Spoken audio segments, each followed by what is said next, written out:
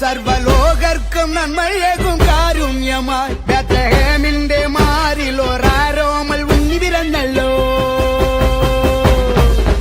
ഗബ്രിയേലിന്റെ ദർശന സാഫല്യമായി സർവലോകർക്കും നന്മയേകും കാരുണ്യമായി ബേത്ലഹേമിന്റെ മാറിൽ ഒരാരോമൽ ഉണ്ണി പിറന്നല്ലോ.